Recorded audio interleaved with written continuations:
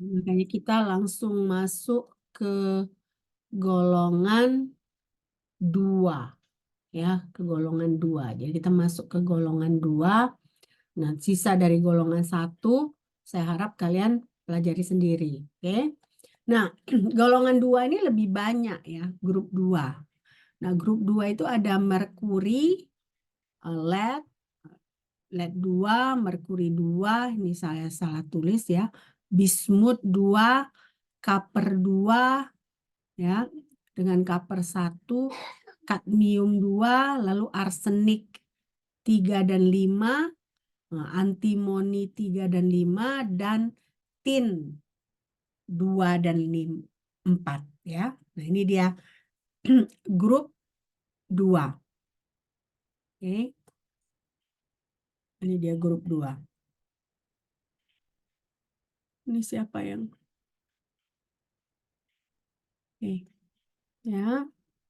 Nah, lagi-lagi reagen untuk menganalisa grup 2 yang kita pakai adalah hidrogen sulfit dalam bentuk gas atau dalam bentuk larutan yang tersaturasi. Ya. Nah, jadi kalau kita reaksikan ya si grup 2 ini dengan hidrogen sulfit, hasilnya itu kalau kalian lihat ini ada warnanya. Nah, dia dalam bentuk precipitate ya. Nah, jadi merkuri 2 sulfit ini warnanya hitam ya. Lead 2 sulfit juga warnanya hitam. Lalu copper 2 sulfit warnanya juga adalah hitam. Ya. Nah, grup reaction yang lain kalau kadmium dia kuning, yellow. Bismut 3 sulfit ini brown. Arsenik warnanya yellow kalau arsenik 3. Tapi arsenik 5 juga warnanya yellow. Nah, jadi yang hitam itu adalah merkuri, lead, dan copper. Nah, selebihnya dia ada warna yang berbeda ya seperti kadmium, bismut, arsenik 3 dan arsenik 5. Dia warnanya bukan hitam ya. Nah, jadi kita bisa lihat di sini kadmium sulfit dia yellow, bismut sulfit dia juga dia brown, arsenik 3 dan arsenik 5 warnanya adalah yellow. Nah, sekarang antimoni 3 sulfit itu warnanya oranye. Antimoni 5 dia warnanya juga oranye, sementara tin 2 itu adalah brown dan tin 4 adalah yellow. Nah, jadi kalian bisa lihat bahwa tiap-tiap elemen itu dia memberikan warna precipitate yang berbeda ketika direaksikan dengan hidrogen sulfit ya. Nah, ketika direaksi dengan hidrogen sulfit. Nah, sekarang kita si grup 2 ini dia ada 2 subgrupnya. Ya. Subgrup pertama namanya adalah copper subgroup. Nah, subgrup yang kedua adalah arsenik subgroup. Nah, jadi golongan grup 2 ini dibagi 2 lagi dia. Ada yang copper subgroup, ada yang arsenik subgroup. Nah, copper subgroup ini terdiri dari merkuri 2, lead 2, bismut 3, copper 2, dan kadmium 2. Sementara arsenik subgrup ini terdiri dari arsenik 3, ya, arsenik 5, antimoni 3, antimoni 5, tin 2, dan tin 4. Nah, kenapa kita bagi 2 seperti ini? Ya, dibagi 2 itu berdasarkan kelarutan pada amonium polysulfate. Nah, jadi the solubility of sulfate precipitate in ammonium polysulfate. Nah, jadi berarti dia terbagi dua berdasarkan kelarutannya pada amonium polisulfit. Oke. Selesai nih ya. Oke. Nah, ini pertama, copper subgroup versus arsenik subgroup. Nah, jadi kalau copper subgroup itu sulfitnya, kan tadi kita sebut sulfitnya segala macam yang warna-warna tadi kan. Nah, sulfit dari copper subgroup ini dia tidak larut dalam amonium polisulfit. Sementara si arsenik ini dia larut dalam amonium polisulfit. Nah, kenapa dia larut? Alasannya adalah terbentuknya thiosalt. Nah, jadi formation of thiosalts. Ya. Nah, the formation of thiosalt.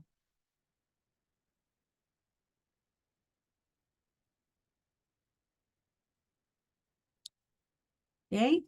Nah, lalu selanjutnya kita lihat arsenik subgroup ini. Tadi yang larut yang mana dengan di amonium polisulfit? Copper atau arsenik? Arsenik, Mem. Arsenik, arsenik ya.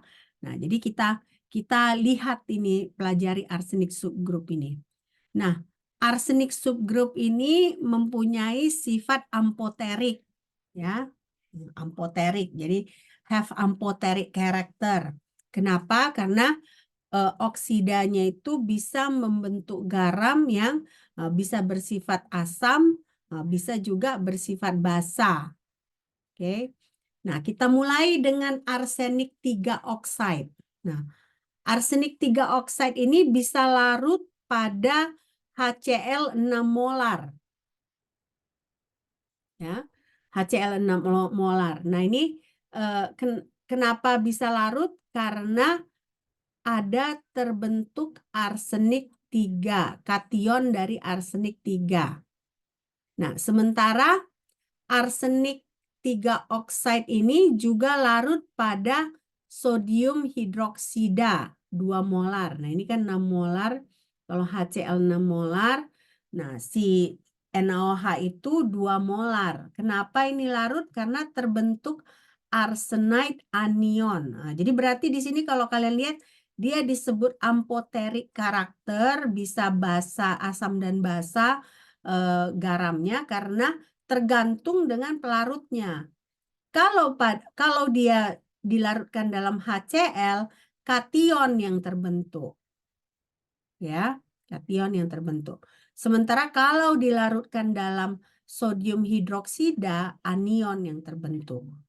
Ya, makanya kita sebut sebagai ampoterik karakter. Ya. Oke, diperhatikan dulu ya sebelum kita lanjutkan karena banyak ini informasinya ya. Sebenarnya ini 70 slide ya, tapi saya nggak yakin bisa selesai. Sebisanya aja ya. Apalagi ini bulan puasa ya, kalian mungkin sebagian besar yang puasa tentunya ini jam-jam ngantuk ya, jam 12 ya. Oke, kita lanjut ya. Oke, nah sekarang ampoteric character. Nah, jadi arsenik 3 ini larut dalam hidroklorik acid. Nah, ini dia reaksinya. Lalu arsenik 3 juga larut dalam sodium hydroxide ya. Ini yang terbentuk ya. Yang terbentuk adalah anion dari si arsenik. Nah, sementara di HCl dia kation dari arsenik yang terbentuk ya.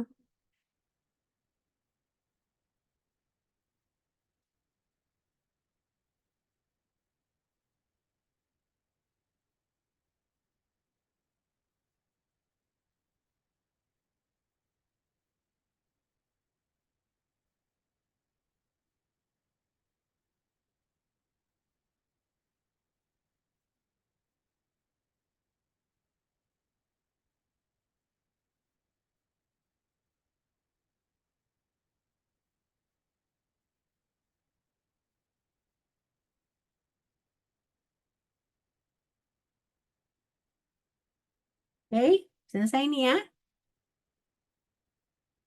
Nah, nah, sekarang kita mau tahu amonium polysulfate ini ya. Jadi kalau misalnya kita punya sulfit dari si grup 2 ini, ya kan, kita larutkan ke dalam amonium polysulfate. Nah, nanti eh, akan terbentuk thiosalt ya, thiosalt. Nah, jadi kalau dia larut, jadi kalau the dissolution of arsenic trisulfate ini pada amonium polysulfate ya, dia menghasilkan amonium dan thioarsenate ion atau amonium thioarsenate.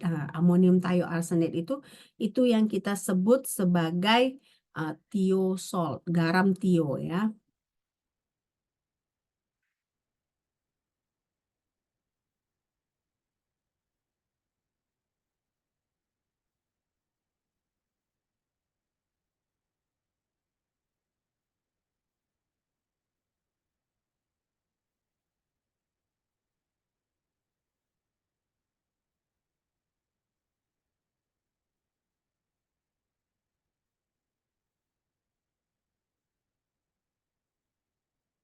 Oke. Nah, ini amonium polysulfate. Nah, ini thiosalt itu seperti ini ya. Arsenik 3 sulfit, dia dalam bentuk endapan, ya kan? Kita tambah dengan amonium polysulfate. Nah, dia menghasilkan anion dari eh, dia menghasilkan thiosol. Thiosol dari si arsenik ini. Nah, ini yang kita sebut sebagai thiosol. Ya.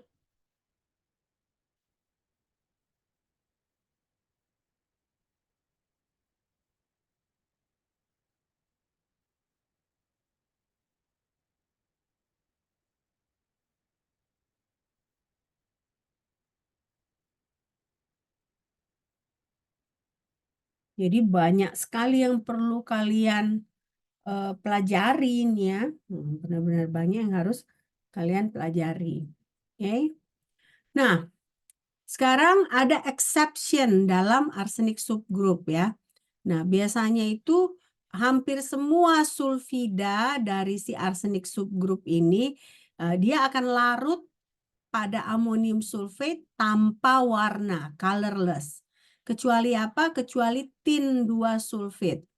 Nah, si tin 2 sulfit ini kalau kita campur dengan amonium polysulfate ya, si polysulfate ini bisa sebagai oxidizing agent.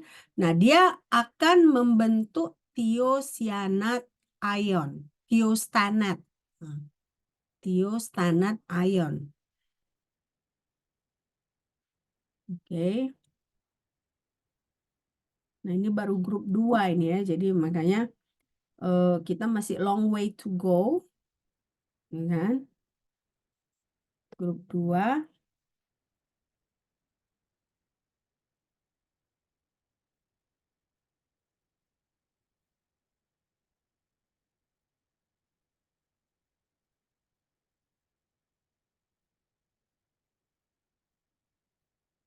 Bentar dulu ya. Saya izin sebentar, permisi sebentar aja.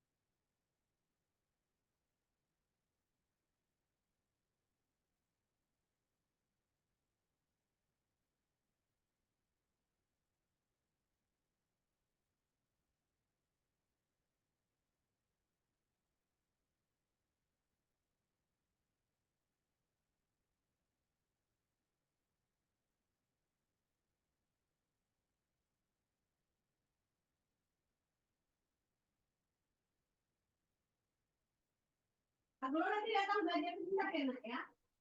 Senin ujian soalnya.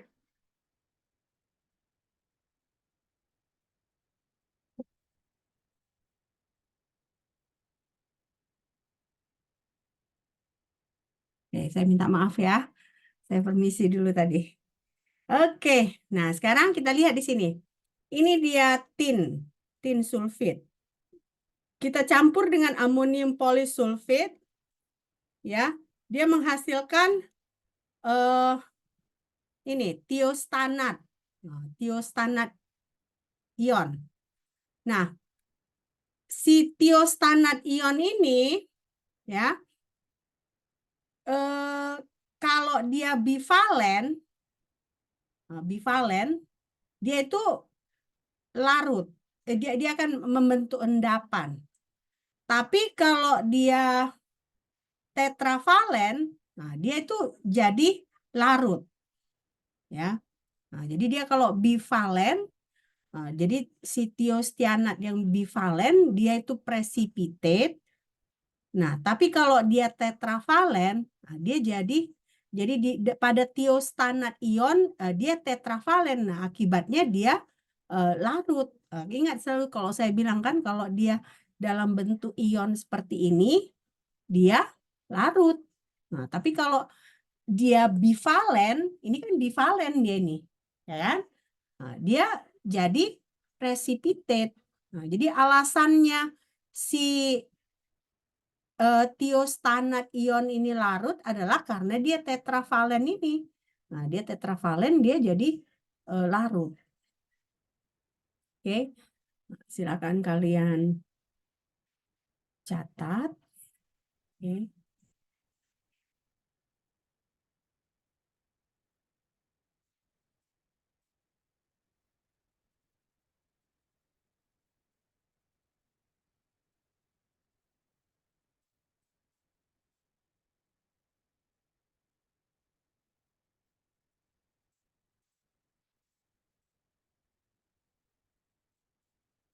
Oke.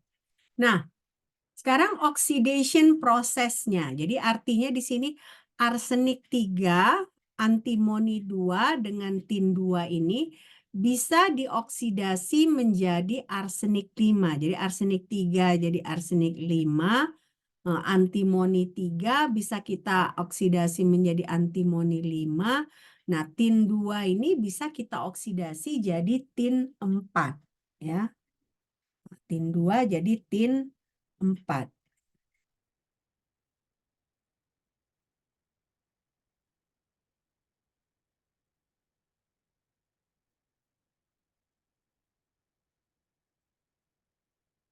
Oke.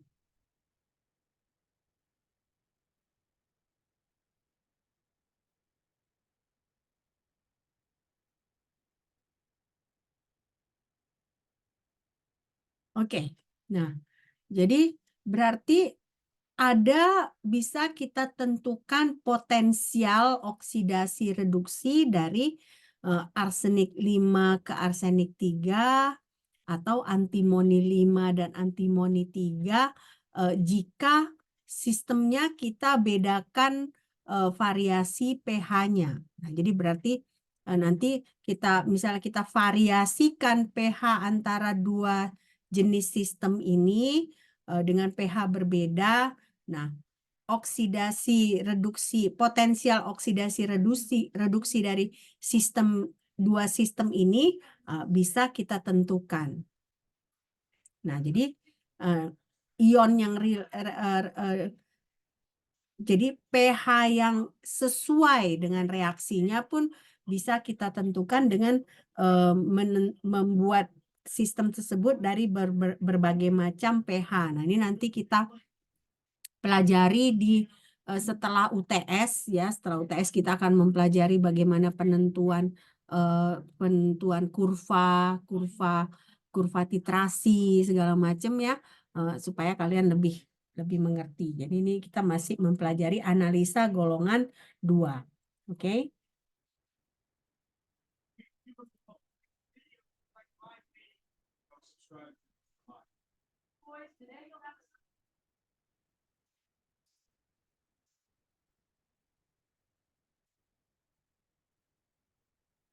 Jadi kita sampai jam 1:10 aja ya.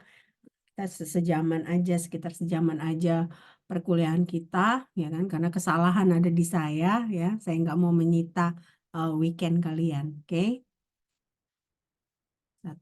Jam 1:10 kita sudahi nanti, oke? Nah, sekarang kita lihat reaksi dari merkuri 2. Nah, tadi jadi ini udah lebih detail ya. Tadi kan masih general, secara general bagaimana golongan 2. Nah, sekarang kita masuk ke reaksi dari merkuri 2 ion merkuri 2. Oke. Nah, tetap yang kita gunakan akan hidrogen sulfida, bisa dalam bentuk gas atau larutan yang tersaturasi. Nah, biasanya juga ada sedikit dicampurkan HCl yang encer, ya kan? Nah, kalau ini terjadi, ya misalnya kita campurkan hidrogen sulfida dengan HCl encer, lalu kita campurkan dengan merkuri 2, dia akan menghasilkan precipitate, ya. Nah, berarti precipitate yang berwarna putih. Nama precipitate-nya itu adalah merkuri 2 klorosulfit. Ya, merkuri 2 klorosulfit. Nah, jadi dia bertahap ini ya. Bertahap. Jadi merkuri kita campurkan dengan hidrogen sulfida yang saturated atau dalam bentuk gas. Ada sedikit HCl yang encer kita campurkan, nah terbentuk dia precipitate berwarna putih. Nah, lalu kalau kita tambahkan lagi hidrogen sulfida, ya, kita tambahkan lebih jauh gitu ya. Nah, kan tadinya kita tambahkan si hidrogen sulfit ya misalnya 1 mililiter gitu ya. Sedikit HCl ini yang terjadi. Nah, kita tambahkan lagi terus-menerus hidrogen sulfida, akhirnya kita dapat itu adalah merkuri 2 sulfida yang warnanya hitam. Nah, jadi kalau berarti artinya apa? Kalau kita tambahkan hidrogen sulfida berlebih, ya, akan kita dapatkan precipitate yang berwarna hitam. Nah, precipitate ini namanya adalah merkuri 2 sulfida. Sementara precipitate yang putih warnanya adalah merkuri 2 klorosulfida. Ya.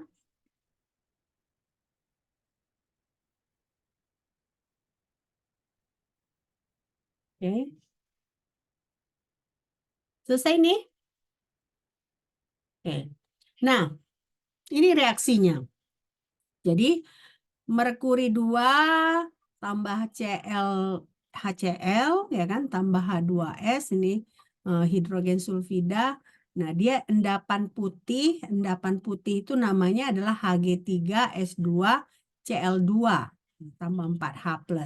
Nah, kita tambahkan lagi H2S berarti secara berlebih.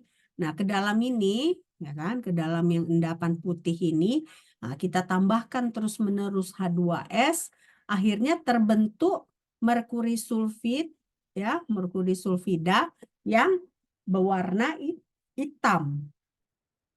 Nah, jadi reaksi A dan B ini, jadi reaksi B ini bisa kita lanjutkan dari reaksi A sehingga ada perubahan dari putih ke hitam.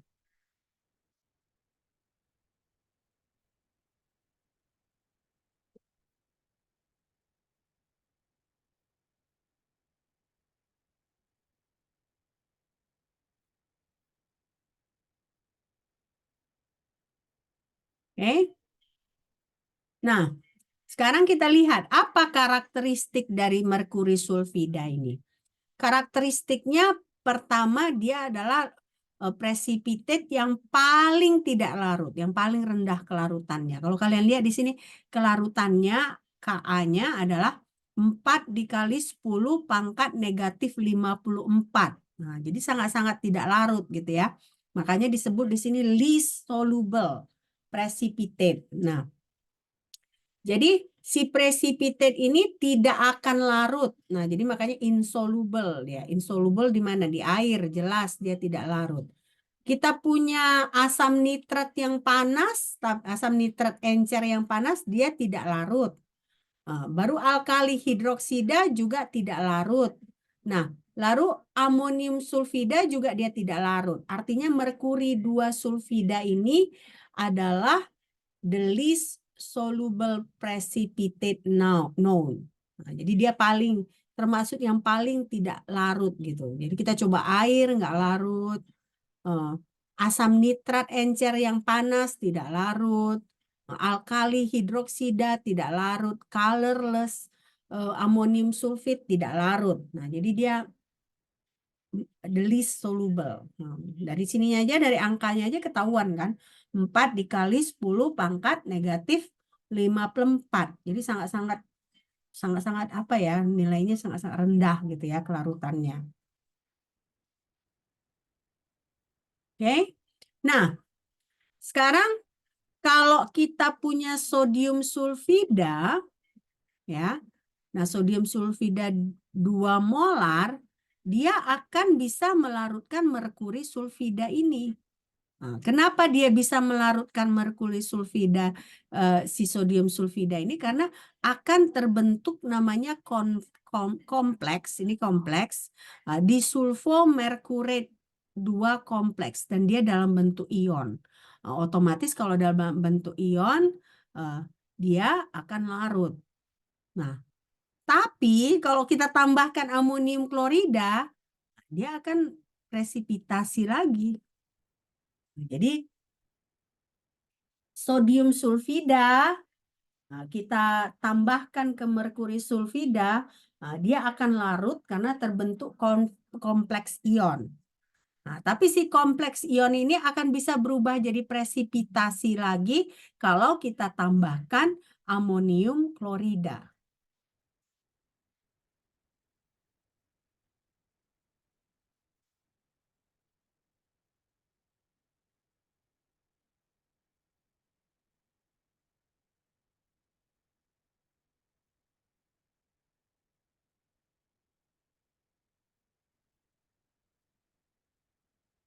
Ya,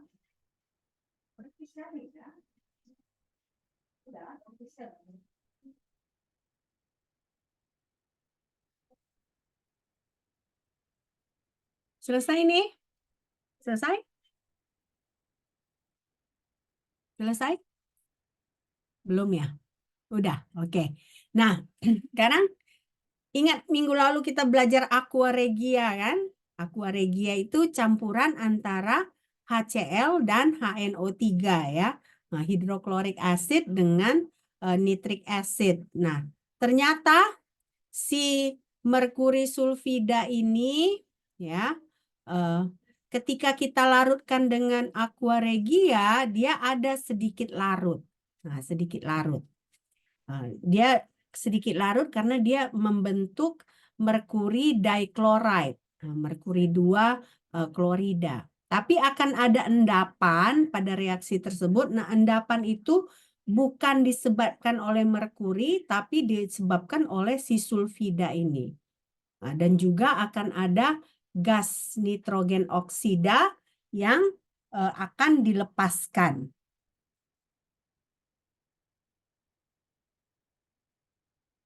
Ya.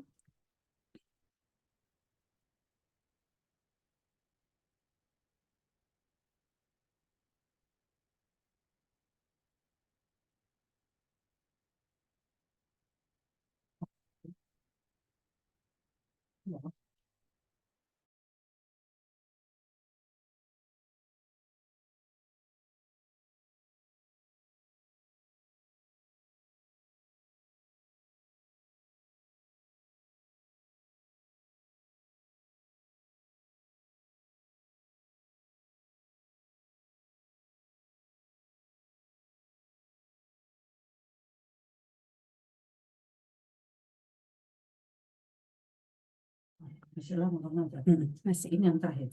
Iya.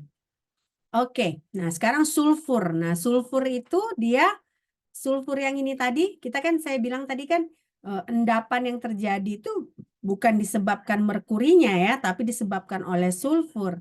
Nah, si sulfur ini warnanya adalah putih ya, putih. Nah, tapi kalau kita campurkan lagi dengan asam nitrat, Nah, si sulfur ini akan larut karena terbentuknya sulfat. Nah, jadi ada 2 step dia ya. Nah, step pertama kita tambahkan aqua regia ya. Merkurinya akan larut karena terbentuk HgCl2. Tapi tetap ada endapan putih. Endapan putih itu disebabkan oleh sulfur. Nah, jadi kita tambahkan lagi asam nitrat. Nah, si sulfur yang merupakan endapan berwarna putih tersebut akan larut karena terbentuk SO4 2 negatif karena terbentuk sulfat ya.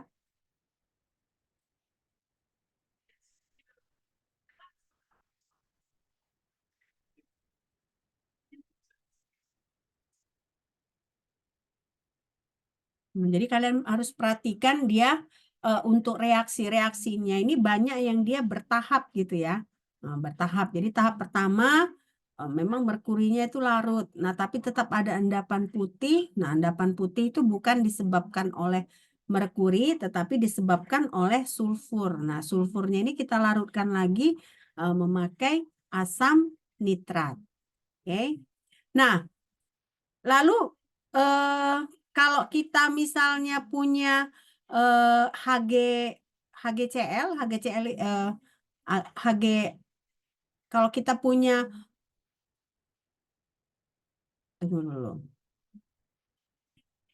Nah, kalau kita punya tadi ini yang ini tadi kan HgCl2 tadi, ya kan? Nah, kita tambah NO3 negatif tadi, kita tambah lagi merkuri, amonia, ya berarti ini kan selesai tahap yang ini, kan kita udah dapat semuanya larut. Nah, kita tambah lagi dia dengan amonia, NH3, akan terbentuk endapan, ya, endapan. Nah, endapan itu kita sebut sebagai merkuri oksida, merkuri amonia nitrat. Ya, ini jadi dia dalam bentuk garam ya, garam. Nah, ini warnanya adalah putih.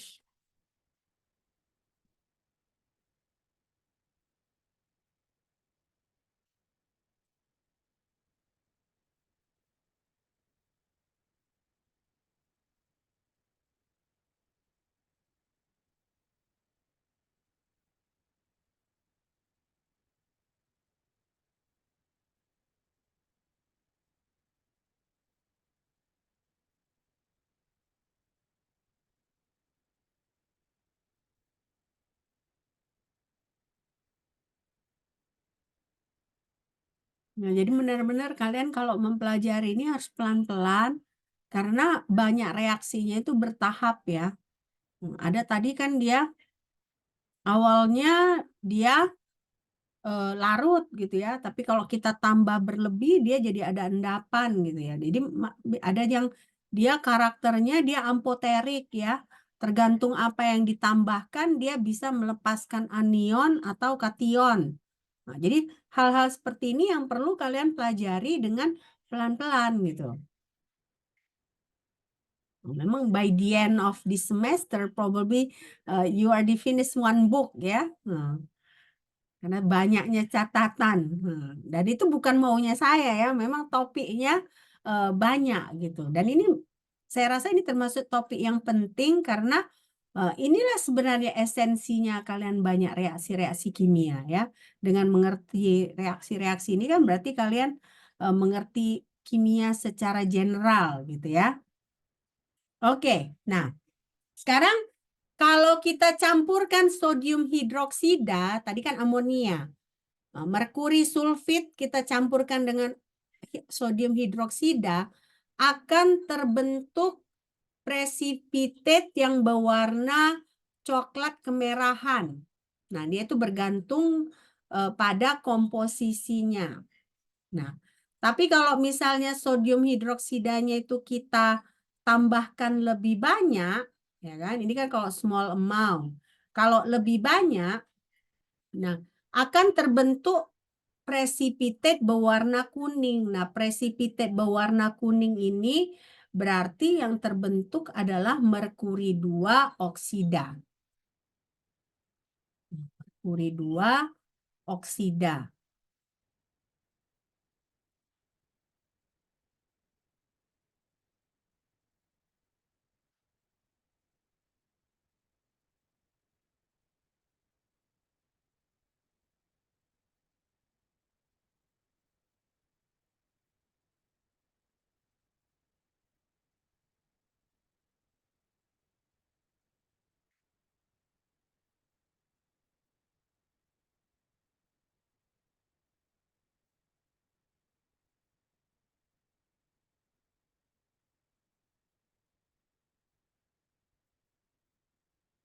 Selesai ini? Selesai? Oke. Kita lanjut ya. Nah, biasanya nih saya selanjutnya adalah reaksinya ya. Jadi reaksinya seperti ini.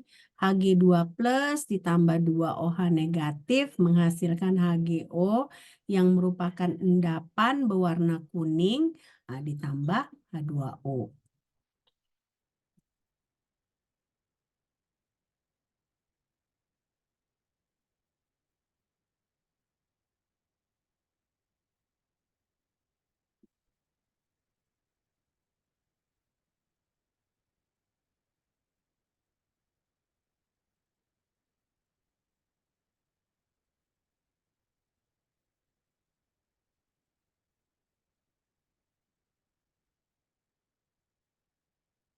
Ini merkuri 2 oksida. Nah, sekarang si merkuri 2 oksida ini dia tidak akan larut kalau kita punya kalau kita berikan sodium hidroksida yang berlebih ya.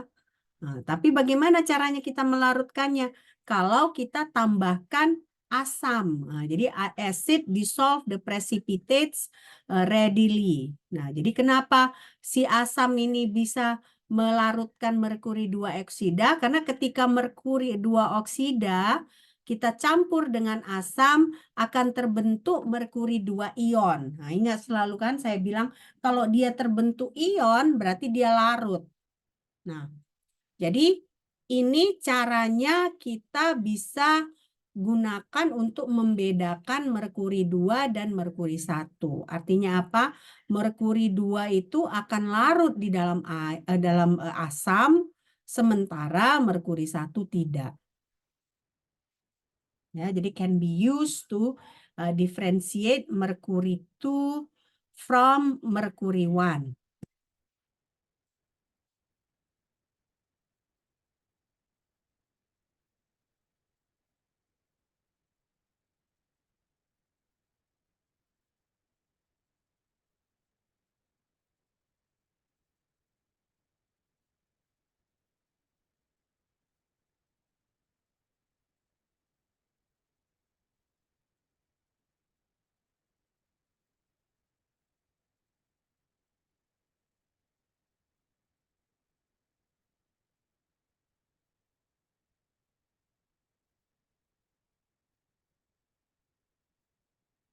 Oke. Nah, jadi sekarang kita masuk ke bismut, ya kan? Tadi kita belajar merkuri, sekarang kita masuk ke bismut. Nah, bismut itu karakteristiknya adalah brittle. Brittle ini apa maksudnya? Brittle. Brittle itu apa? Brittle itu rapuh ya, rapuh dia. Nah, jadi ini logam, bismut ini juga logam tapi dia rapuh. Lalu dia bentuknya kristalin, ya. Warnanya itu adalah putih kemerah-merahan, lalu dia titik lelehnya cukup rendah ya, karena dia sudah meleleh pada suhu 271,5 derajat Celcius. Nah, jadi titik lelehnya dia cukup rendah ya.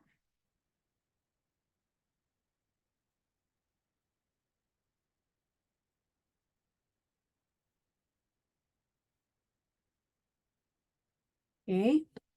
Nah, jadi brittle, kristalin, reddish white metal melts at 271.5 degree Celsius. Nah, sekarang si bismut ini tidak larut dalam HCl. Kenapa? Karena reaksinya mempunyai potensial standar 0,2 volt. Nah, jadi dia nggak akan larut dalam HCl. Karena HCl ini terlalu rendah standar potensialnya. Tapi dia akan larut dalam asam yang bisa mengoksidasi. Nah, asam yang bisa mengoksidasi itu apa aja? Pertama, ini asam nitrat yang konsentratnya tinggi. Lalu aqua regia. Dan yang terakhir, asam sulfat, ya, sulfuric acid yang panas dan konsentrasinya tinggi. Nah, jadi dia harus harus larut dalam, jadi si bismut ini harus dilarutkan menggunakan asam oksidasi, asam yang bisa mengoksidasi.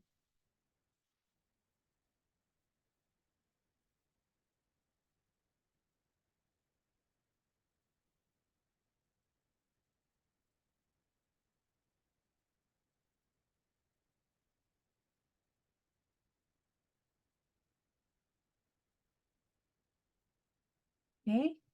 Nah, ini reaksinya. Kalau dengan concentrated nitric acid, dia menghasilkan 2 bismut 3 plus. Dengan aqua regia, dia menghasilkan bismut 3 plus.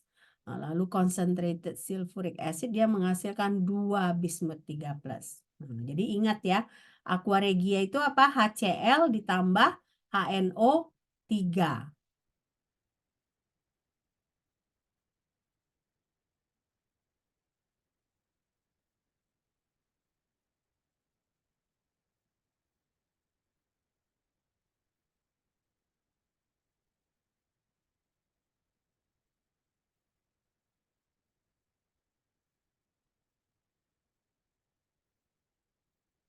Ini reaksi-reaksinya penting untuk kalian ketahui. Kenapa? Dengan ini kalian tahu apakah ada precipitate atau tidak gitu ya. Nah, jadi kalian bisa tahu bahwa ketika bismut dilarutkan dengan HNO3, nah dia mengalami proses oksidasi. Nah, kenapa? Karena dia berubah dari bilangan oksidasi 0 menjadi bilangan oksidasi positif 3 ya.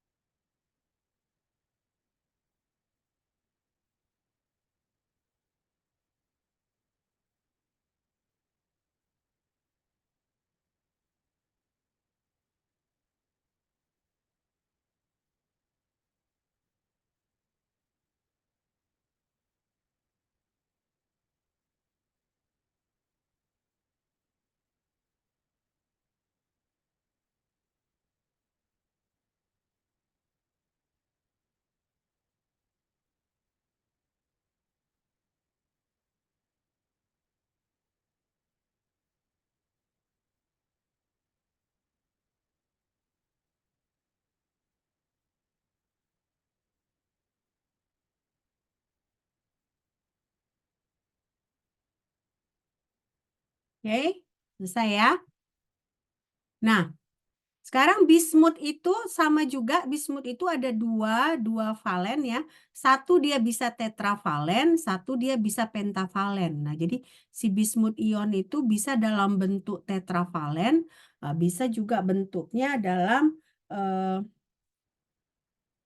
pentavalen. Nah, jadi si bismut 3 plus ini kita sebut tetravalen. Jadi kalau kita campur dengan hidroksida dia merupakan basa yang lemah. Sehingga si bismut salt ini bisa, jadi garam bismut itu dia terhidrolisis dengan cepat. Jadi kalau kita reaksikan dengan air, dia langsung terhidrolisis gitu ya.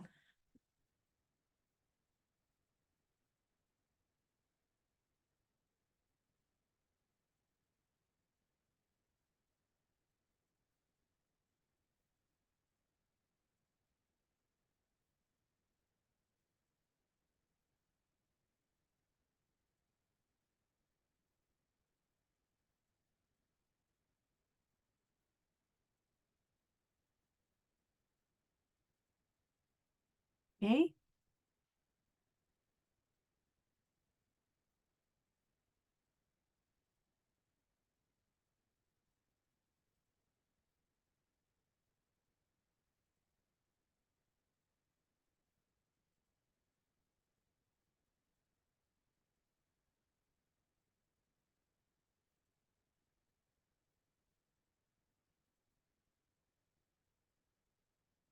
Oke. Nah, ini dia bismut solve. Jadi bismut 3 plus tambah H2O. Nah, dia ini kan dia mengalami equilibrium. Artinya apa? Dia akan larut ya. Jadi bismut O plus tambah 2H plus. Jadi inilah bismut solve ya.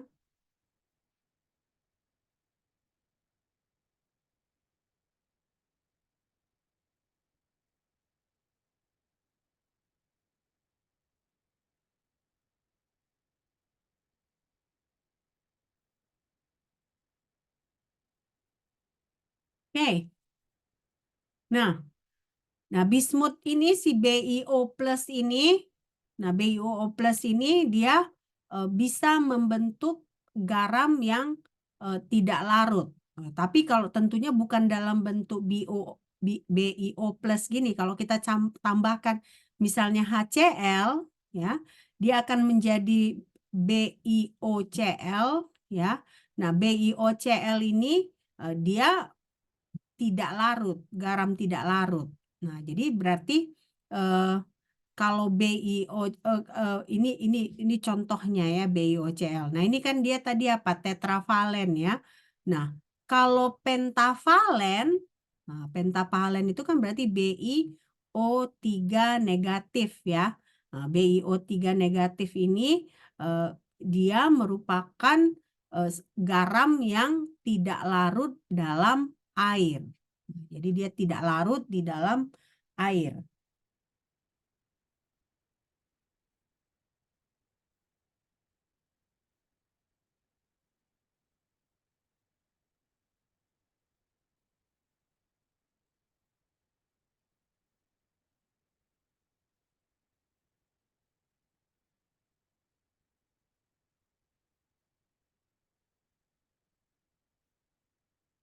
Oke. Jadi bedakan kalau eh,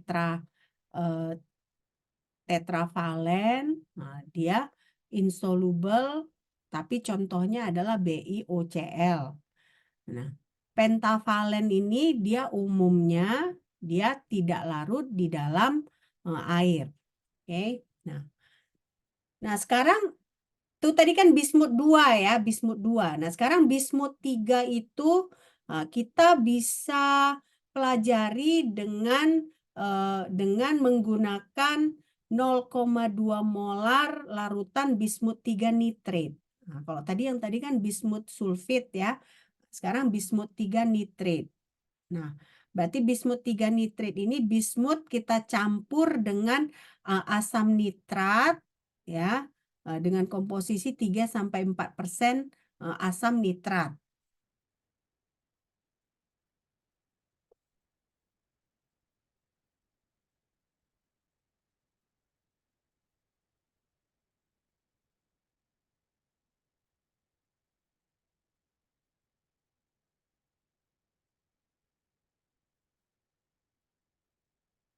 Oke. Nah, ini kalau misalnya kita punya ini kan kita punya si bismut 3 nitrat tadi, nah berarti Bi3 plus, nah, kita campur dengan hidrogen sulfida, nah akan membentuk precipitate yang berwarna hitam. Nah, precipitate ini kita sebut sebagai bismut 2 sulfida. Bismut 2 sulfida. Nah, jadi Bi2S3. Nah, dia merupakan endapan yang berwarna hitam.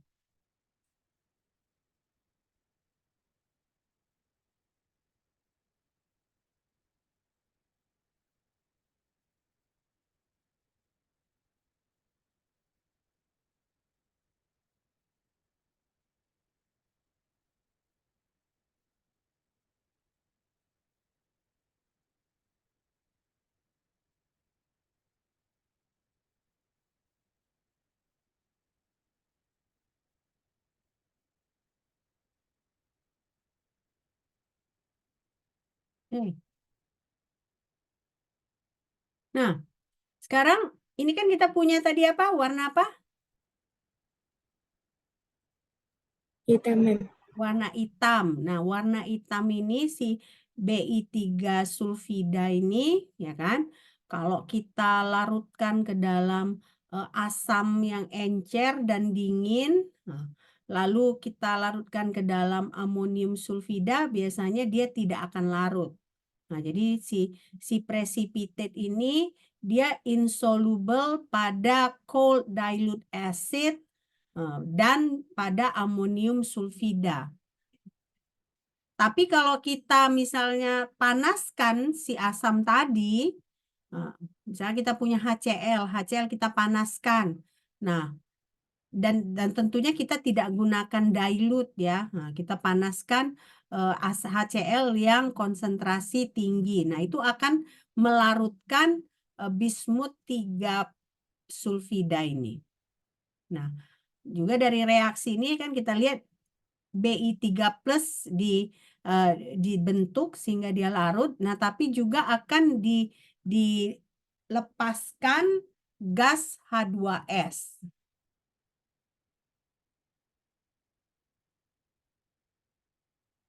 Gas H2S. Nah, jadi memang banyak kali yang harus kita pelajari kan, banyak sekali. Jadi nggak akan sempat kita hanya belajar di kelas ya, nggak akan sempat karena kalian pun harus belajar. Makanya saya bilang bahan saya itu dari Vogel. Nah, memang lebih enak kan kita membaca PowerPoint kan karena saya sudah ringkaskan, tapi nggak lengkap gitu ya. Kalian nggak akan sempurna belajarnya. Akan sempurna kalau kalian membaca dari textbook ya. Jadi saya sarankan coba cari textbook Vogel. Nah, jadi baca lagi. Oke. Nah, sekarang bagaimana kalau kita menggunakan asam nitrat encer yang panas? Nah, asam nitrat encer yang panas akan melarutkan bismut sulfida. Nah, jadi kalau tadi HCl kan dia sudah panas, harus lagi konsentrasi tinggi. Ya. Tapi kalau HNO3 dia boleh panas, dia memang harus panas tapi boleh encer. Nah, jadi artinya apa? Si bismutnya larut, tapi tersisa lagi sulfur yang berwarna putih. Jadi mirip tadi sama merkuri tadi kan. Merkuri ada juga yang kejadiannya kayak gini kan. Nah, dia larut, tapi akan ada terbentuk precipitate, tapi precipitate-nya karena sulfur, bukan karena merkurinya. Nah, sama juga seperti bismut 3 ini, bismut 3 sulfida, kalau kita larutkan dengan hot dilute nitric acid, dia akan larut, si bismutnya sendiri akan larut, tetapi akan terbentuk precipitate yang merupakan sulfur. Ya, precipitate yang merupakan sulfur.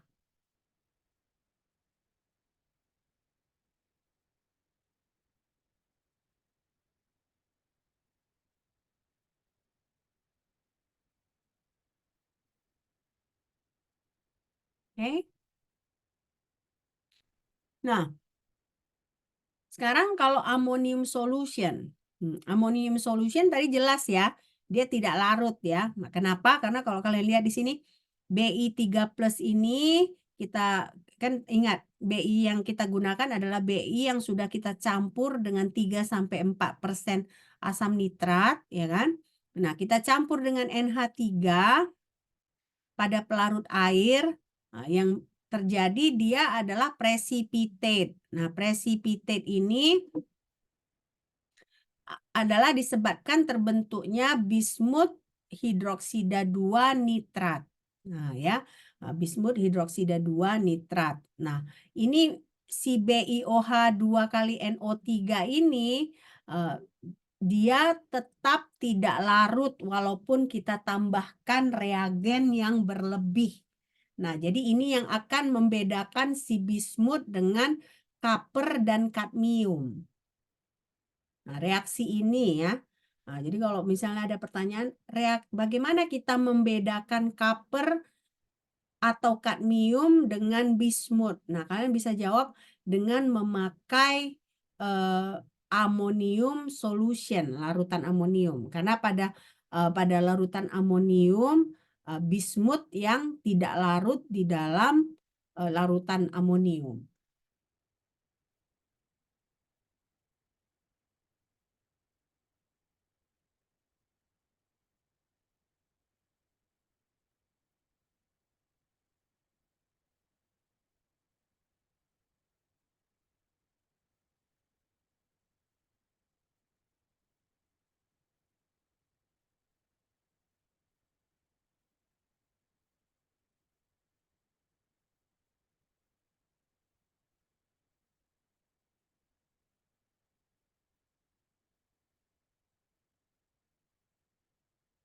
Oke.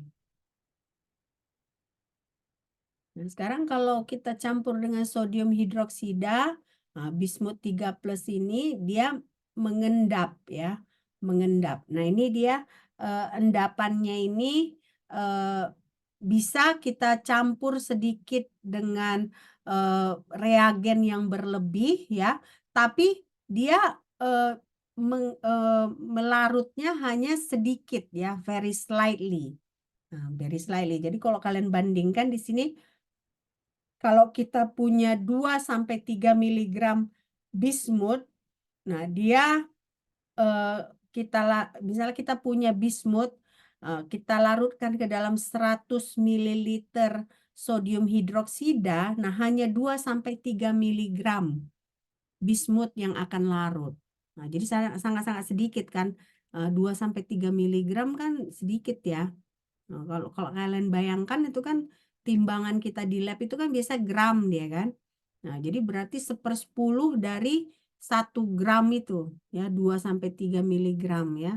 Bukan 1/10. Pokoknya dia jadi sangat sedikit gitu ya. Nah, sangat sedikit, 2 sampai 3 miligram. Oke. Nah, BiOH 3 kali ini, nah ingat ya, dia precipitate. Nah, tapi kalau kita campurkan air lalu asam, lalu kita didihkan, dia akan berubah menjadi BiOOH. Nah, jadi dari warna dia mungkin agak-agak putih ya, dia berubah jadi warna kuning ya, kuning keputihan. Jadi dari putih ke kuning hanya dengan menambahkan asam lalu dididihkan ya, dididihkan.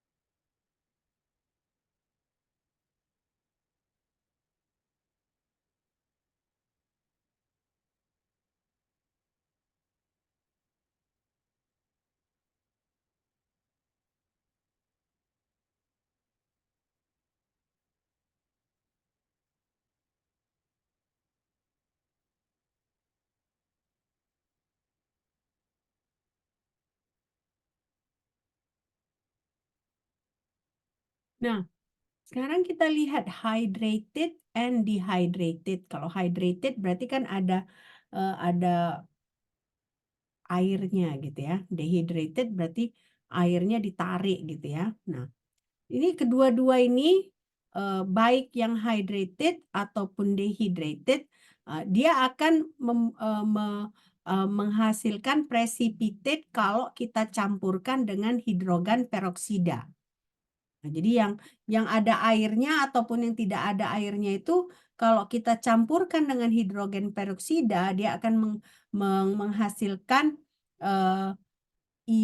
menghasilkan endapan. Nah, jadi misalnya ini kita campurkan ya kan, bukan endapan, larutan ya, larutan berwarna coklat kekuningan. Nah, jadi BiOOH endapan kita tambah dengan H2O2.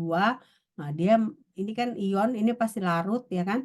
Nah, si larutan ini dia berwarna kuning coklat ke kuning-kuningan.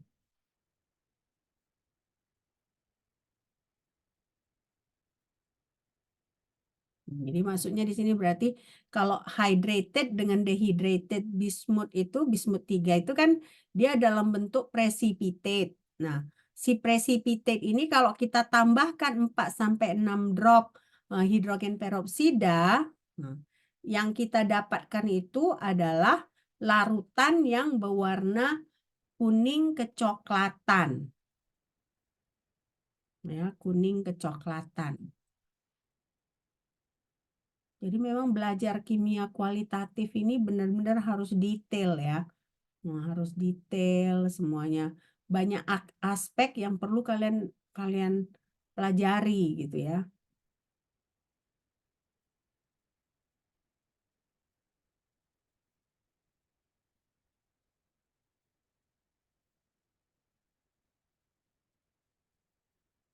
Oke, kita lanjut. Nah, sekarang masuk kita ke copper ya. Nah, tadi kita udah merkuri, udah bismuth. Nah, sekarang copper. Copper itu dia warnanya merah, merah light, merah muda gitu. Nah, dia soft and malleable. Jadi beda dengan bismuth. Bismuth tadi apa? Brittle ya. Nah, tapi kalau copper itu soft and malleable dan dia ductile. Nah, kalian lihat ini titik lelehnya. Titik lelehnya jauh lebih tinggi dibandingkan dengan bismuth. Karena bismuth tadi sekitar berapa? 271,5. 271,5. Sementara si copper ini dia titik lelehnya adalah 1038 derajat Celcius. Jadi sangat-sangat tinggi titik lelehnya ya. Oke. Nah, sepertinya juga ada sedikit kaitan dengan titik leleh ya. Kan tadi titik lelehnya rendah, dia brittle ya. Nah, jadi dia rapuh gitu. Tapi ini dia si copper ini dia berarti kan dia malleable. Kalau malleable itu dia bisa kita bengkokkan tanpa patah gitu ya. Nah, tanpa patah. Jadi soft and malleable dan ductile dia. Oke. Oke.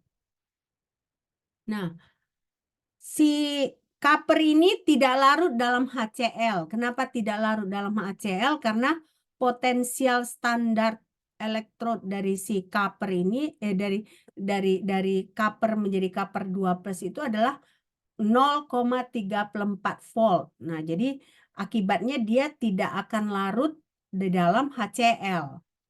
Nah, walaupun misalnya kalau kita campur HCl lalu ada oksigen yang kita alirkan, ada sedikit mungkin copper itu akan larut. Nah, jadi kalau kalian lihat di sini berarti kelarutan ini juga ditentukan oleh potensial standar elektrod. Nah, tadi ada juga kan kalau kalian lihat yang awal kalau asam asam HCl dia tidak larut karena potensial voltnya adalah 0,34. Nah, itu merkuri kalau nggak salah tadi ya. Nah, tapi begitu kita campur dengan aqua regia, asam sulfat, ya kan asam nitrat, nah dia justru larut. Jadi selalu ini kalau HCl ini dia karena potensial elektrodnya rendah, dia tidak bisa melarutkan metal golongan tertentu. Ya.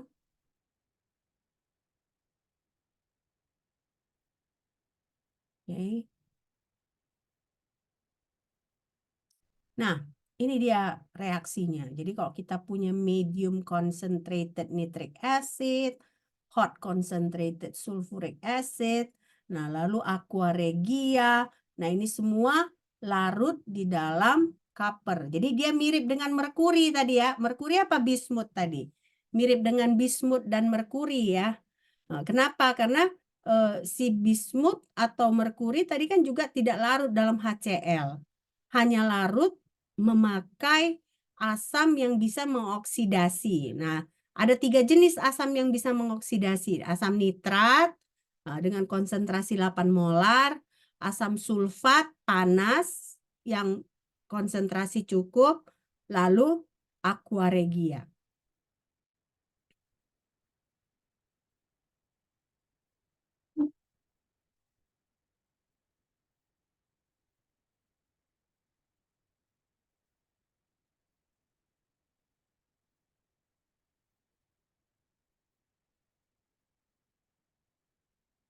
Oke.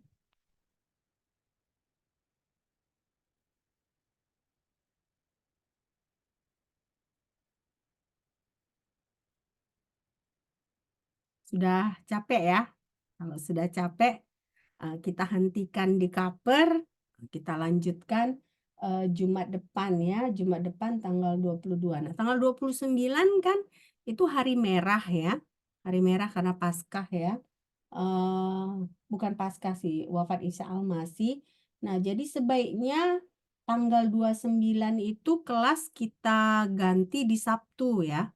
Nah, Sabtu jam 8 pagi. Nah, tadi kan saya jam 8 pagi ada ngajar. Hari ini saya memang penuh ngajar, jadi maka nggak bisa pagi. Jadi kita ganti ke jam 8 pagi. Jadi kalaupun misalnya setelah jam 9 kalian mau pergi kemana, sudah bisa ya. Oke? Oke, Komting nanti ingatkan saya ya. Bahwa kita tanggal 29 itu kelas kita gantikan tanggal 30 supaya topik kita selesai. Karena topik kita banyak ya. Saya nggak mau nunda-nunda. Oke? Oke, ada pertanyaan sampai di sini? Nggak ada? Oke, kalau tidak ada pertanyaan, sampai jumpa ya, sampai jumpa minggu depan. Eh, Sampai jumpa minggu depan dan salam sehat ya. Oke. Selamat berpuasa juga untuk kalian ya. Bye.